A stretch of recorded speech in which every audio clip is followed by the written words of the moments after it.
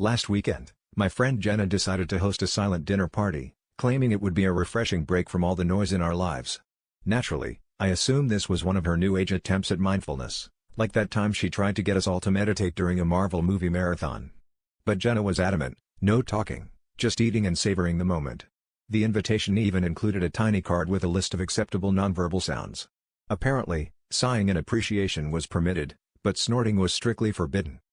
At first, it was awkward but manageable. We nodded, raised eyebrows, and did a lot of overexpressive chewing to signal approval. Then, about halfway through the main course, disaster struck. Someone wanted the salt. Instead of breaking the silence, we all tried to mime pass the salt.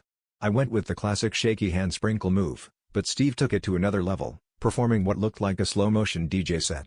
By the time it got to Laura, she was doing something that could only be described as a cross between the robot and a desperate crab signaling for help.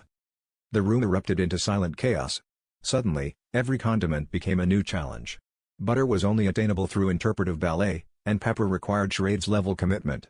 At one point, Jenna's husband tried to mime cutting the cheese, but I think he misunderstood the assignment, because that was the first sound anyone made all night. As dessert arrived, we'd stopped eating altogether and were just locked in a full-blown, wordless competition of who could best act out "Please pass the whipped cream" without resorting to actual whipped cream. By the end of the evening, we weren't sure if we'd had dinner or accidentally started an avant-garde mime troupe. Jenna declared it a success, but I'm pretty sure the only thing we truly savored was the realization that when friends sit in silence long enough, someone's bound to crack, and in our case, it was the cheese.